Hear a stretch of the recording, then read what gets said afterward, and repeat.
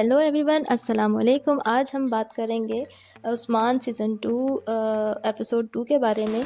और जैसा कि आप देख चुके हैं कि एपिसोड 1 में अल-तुर्र की वापसी तो हो चुकी है और वो कुछ बड़ी फुसफुसी सी हुई है, कुछ मज़ा नहीं आया। फिर हम दूसरी एपिसोड का आगाज़ करते हैं और आगाज़ होता है एक फ़कीर से जो कि ताई कबीले में दाखिल होता है।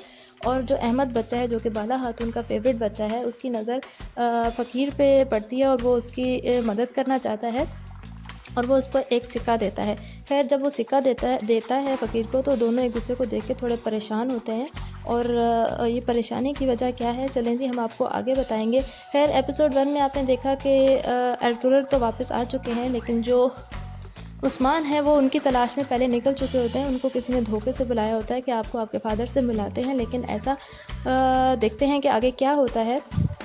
कि ऐसा होता है कि उस्मान जो है वो अपने फ़ादर की तलाश में जंगलों की खाक छानते हैं कि एक जंगल में उनको एक शख्स होता है जो बैक से उनको पीछे की तरफ से नज़र आता है। और वो कहते हैं कि वाह, ये तो मेरे बाबा ही हैं, कि मेरे बाबा ही होंगे जो बैठे हुए हैं। और वो बाबा बाबा बाबा करते करते आगे जाते हैं और एक शख्स होता है जो कि सेब काट रहा होता है। और जैसे ही उसके करीब जाता है उस्मान, और वो जो सेब काटने वाला बंदा है वो उस पर उस्मान पे हमला कर देता है। और जब हमला करता है, पहले तो बड़ी हैरानी से उस्मान जो है वो उसको देखता रहता है कि मैं तो बाबा समझ रहा था, ये तो कोई और है। वो बेचारा परेशानी के आलम में देख ही रहा होता है कि वो दूसरा वार भी कर देता है। खैर, जब उनकी हैरानी थोड़ी कम होती है तो वो भी फिर आगे से कुछ मुकाबला करते हैं और अपने हाथ पाँव मारते हैं और कुछ अपना बचाव करते हैं। फिर क्या होता है कि जब ये अच्छे खासे ज़ख्मी हो चुके होते हैं तो इनका जो सिपा सलार है वो आता है और उनकी जान बचाता है, उन्हें घोड़े पे बिठाता है और भगा देता है। उन्हें तो वो भगा देता है, लेकिन खुद वो बेचारा फंस जाता है और ये उसको जो है वो बांध देते हैं रस्सियों से और ये रगमाल बना लेते हैं। फिर देखते हैं कि कबीले में क्या हो रहा होता है, क्योंकि आपको पता है कि अल-तुर्र की वापसी हो चुकी होती है। और वो फिर अल-तुर्र और दोनों भाइयों की आपस में, दुंदार की आपस में कोई कन्वर्सेशन होती है। और अल-तुर्र अच्छा खासा उसकी खिंचाई करते हैं दुंदार की, और कहते हैं कि आपने मेरे पीछे, आपको पता है कि मैं बीमार रहा काफ़ी अर्से, तो आपने मेरे पीछे बहुत बहुत गलत फ़ैसले किए हैं। और कहा कि आप अपनी बेगम, जो कि महल्ले की फाफे कुटनी है, उसको बुलाएं और उसको अरेस्ट करें। फिर उनको ऑर्डर दिया जाता है कि उनको अरेस्ट करें। और फिर जो हैज़ल को है, वो दुंदार जो है वो हथकड़ी मतलब कि रस्सी बांधता है और उनको सिपाहियों को बुलाया जाता है और उनको जेल में बंद कर दिया जाता है। हाज़ल है, जो भी है, जो उनसे भी खातून है, वो काफ़ी चीखती चलाती हैं और अल-तुर्र को भी काफ़ी धमकियाँ देती हैं और कहती हैं कि ये आप अच्छा नहीं कर रहे।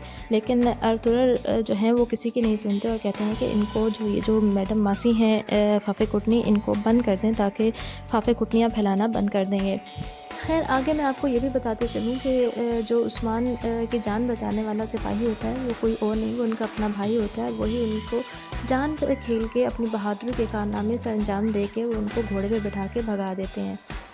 फिर जनाब आगे क्या होता है कि फिर दिखाया जाता है एपिसोड में कि दो ये बाज़ंतीनी लोग हैं, कुछ इनके बारे में मैं ज़्यादा जानती नहीं हूँ। इनको दिखाते हैं कि ये एक मुजस्मे के आगे कुछ गपशप कर रहे होते हैं और फिर नीचे सीढ़ियों से नीचे आते हैं और फिर कुछ खाना खाते हैं। और जो शेफ़ होता है बड़े ही अंदाज से उनके लिए रेडी पे खाना लेकर आता है, और रेडी पे जब खाना आता है, बड़े लवाजमात से रेडी पे खाना आता है। और वो जो एक शख्स है उसमें से एक चीज़ लेके उसको टेस्ट करता है और कहता है कि है तो मज़े का, लेकिन कुछ मिसाले ज़्यादा नहीं हो गए। खैर, वो बोलता रहता है और फिर हैरानी से देखता है कि ये कोई जवाब नहीं दे रहा, क्या चक्कर है। फिर जो दूसरा होता है कुर्सी पे बैठा कुछ खा रहा होता है, वो उसको एक छुरी नीचे फेंक कर बताता है और देखता है कि वो जो है शेफ़ है कुछ ज़्यादा रिस्पॉन्ड नहीं कर रहा। तो वो फिर दूसरे को बताता है कि जनाब, आप भैंस के आगे बीन बजा रहे हैं क्योंकि ये सुन नहीं सकते। लेकिन मुझे लगता है कि ये जो शेफ़ है, इनकी कोई बहुत बड़ी कहानी है। ये ज़रूर कुछ ना कुछ सुनते हैं और कुछ ना कुछ सोचते भी हैं जनाब। खैर छोड़िए इसको, बाद में देखेंगे। आगे देखते हैं कि क्या होता है कि जब उस्मान घोड़े पे भाग रहा होता है और वही जो उनको धोखे से लेकर आए हुए होते हैं, क्या कहते हैं, जो बाप से धोखे से मिलाने के लिए लाए हुए होते हैं, वो कहते हैं अपने सारे सिपाहियों को कि चलो उस्मान तो भाग गया, चलो उसका भाई ही सही, लेकिन उसके भाई के साथ साथ हमें उस्मान को भी ढूंढना है। और अपने सिपाहियों से कहता है कि हर तरफ भाग पड़ो और उस्मान को पकड़ो, हमें उसे लाजमी पकड़ना है। खूब चलाते हैं। खैर स्टोरी को थोड़ा आगे बढ़ाते हैं और फिर हम क्या देखते हैं कि ये दोनों जो जिनकी मुलाकात मैंने खाने के टेबल पे कराई थी, ये काई कबीला में आते हैं और लोग इनको देख के हैरान होते हैं। और ख़ास तौर पे ये लोहार अंकल और एक और अंकल हैं जो कि आपस में कन्वर्सेशन कर रहे होते हैं। तो वो देखते हैं अचानक ढोल बजता है और ये दोनों जनाब तशरीफ़ लेकर आ रहे होते हैं घोड़ों पे लहराते लहराते और आपस में बातें करते करते।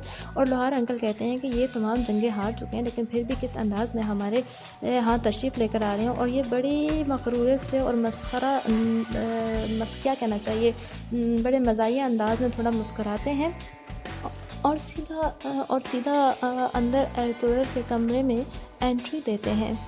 और जैसे ही एंट्री देते हैं और अर्तुगरुल को देख के बड़े ही हैरान होते हैं और कहते हैं कि हम तो यहाँ पे उस्मान से एग्रीमेंट करने आए थे, यहाँ पे तो हम अर्तुगरुल बे को देख रहे हैं।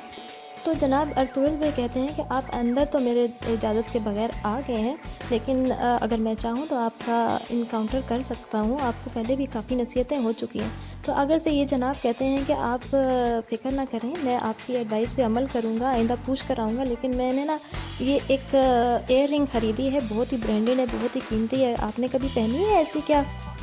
तो जी जनाब अर्तुगरुल बड़े ही उससे निगाह से देखते हैं और कहते हैं कि सोचते हैं कि काश मैं भी पहन सकता। और फिर उन्हें कहते हैं कि चलें आप ऐसा करें कि बाली के बारे में बाद में बात करेंगे, हम फ़िलहाल बैठ के चाय शाय पी लेते हैं, तुसी बैठो। खैर दोनों अर्तुगरुल के कदमों में बैठ जाते हैं और एक जो जिसके सर पे टैटू बना हुआ है वो ख्याल ही ख्याल में सोचता है कि हाय मैंने इतनी मुश्किलों से टैटू बनवाया था इनको दिखाने के लिए, इन्होंने लिफ्ट नहीं कराई। फिर कहते हैं कि आपने मेरा ये टैटू देखा है, ये भी मैंने बड़ी महंगी जगह से बनवाया है। और अर्तुगरुल कहते हैं कि चलो मैं कोशिश करूँगा, थोड़ा सा सर मंडवाऊँगा और मैं भी टैटू बनवाने की कोशिश करूँगा, फ़िलहाल आप तहम्मुल करके बैठें।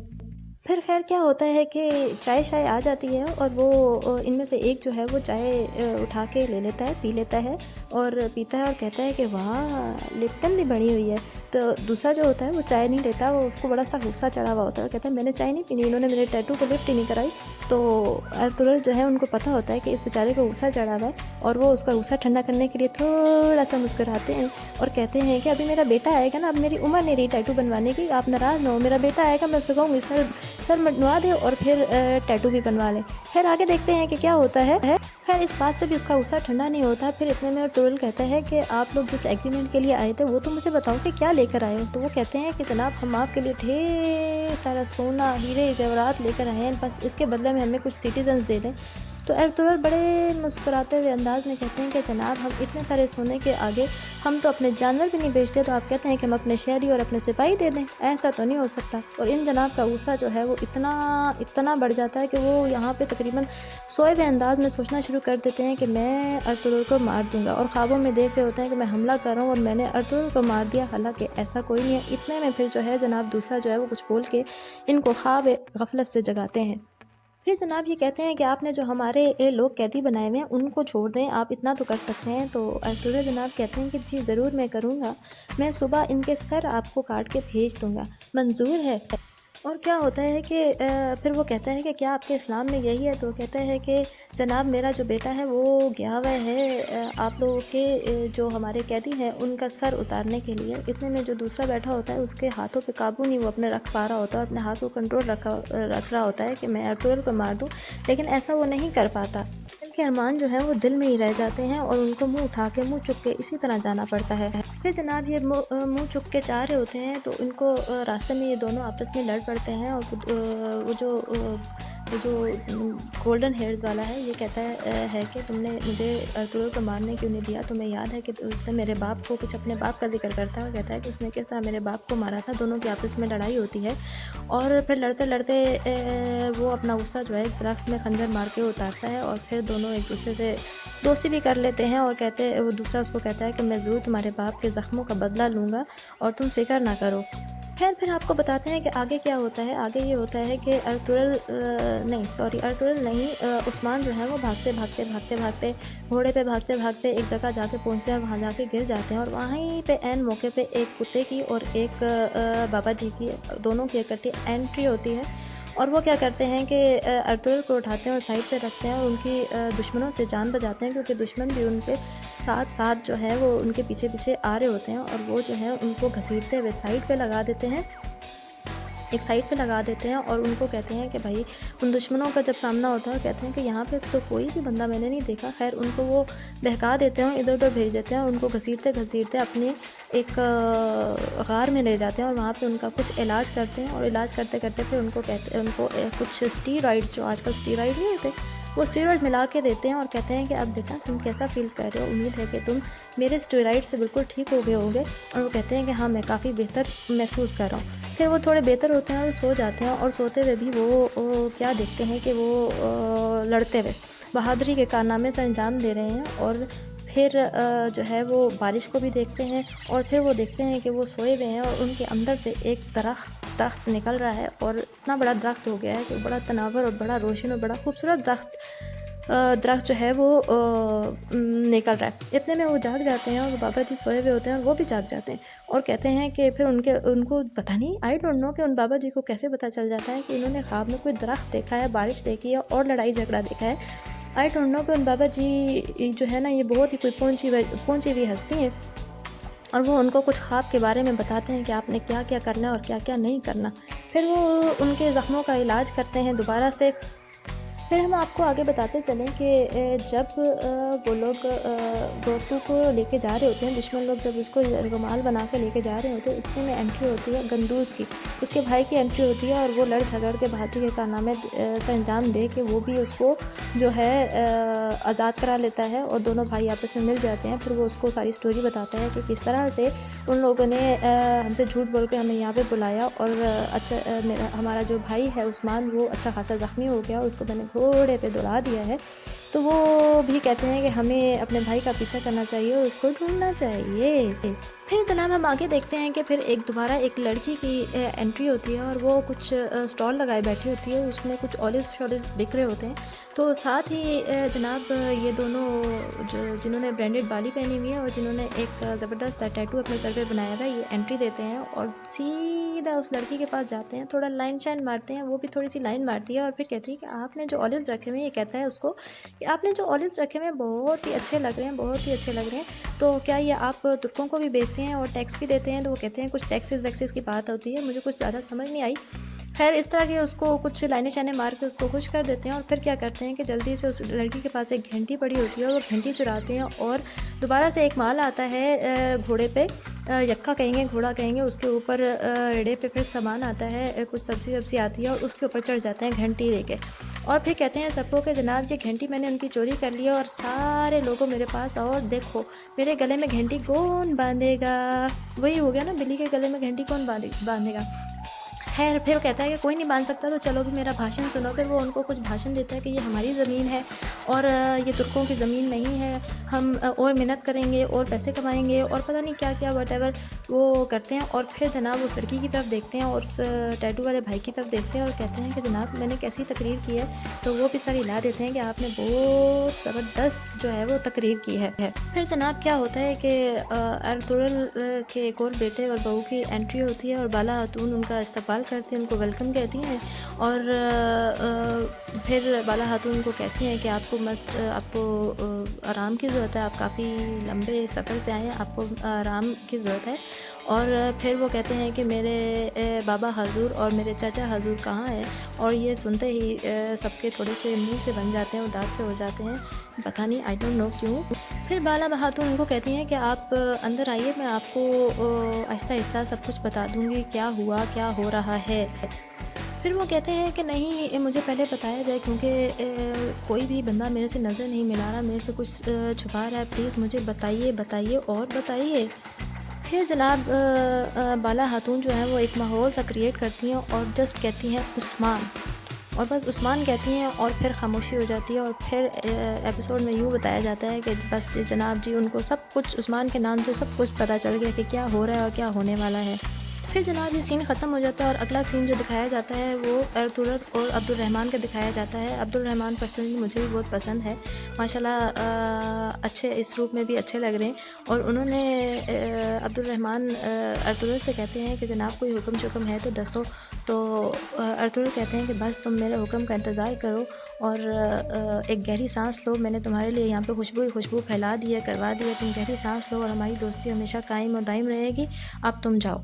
तो अब्दुल-रहमान गले मिलते हैं और फिर चले जाते हैं। फिर जनाब एक और बंदे का जो है वो एंट्री होती है, एक और बंदे की एंट्री होती है जो कि मेरे ख्याल से हाज़ल खातून है कि हैज़ल खातून है, मुझे तो कुछ हैज़े जैसा नाम लगता है उसका भाई है। और इसने कोई मुर्गियाँ-शुर्गियाँ पाल के रखी हैं, मुझे लगता है कोई कुक्कड़-शुक्कड़ लड़ाता है ये। और इसका नाम मैंने रख दिया है कुकड़ियों वाली सरकार। और ये कुकड़ियों वाली सरकार की जो है वो एंट्रेंस होती है और वो उनसे फिर कुछ कहा जाता है, कोई बंदा आता है और उनसे कहता है कि जनाब आपसे जनाब वाला अर्तुगरुल बे जो हैं वो मिलने के लिए आए हैं। और वो बड़े खुश होते हैं, अर्तुगरुल बे मेरे से मिलने के लिए आए हैं। और जनाब वो फिर क्या करते हैं, शीशा देखते हैं और कहते हैं वाह कि मैं तो कोई बहुत ही हसीन और कोई बहुत ही खूबसूरत इंसान हूँ और मेरे से अर्तुगरुल बे मिलने के लिए आए हुए हैं। ये तो वो हिसाब हो गया कि शीशे शीशे मुझे बता मेरे से हसीन और कोई है। तो जनाब ये खाम में शीशा देख के खुश हो रहे हैं और खुश हो रहे हैं कि जनाब अर्तुगरुल बे आए।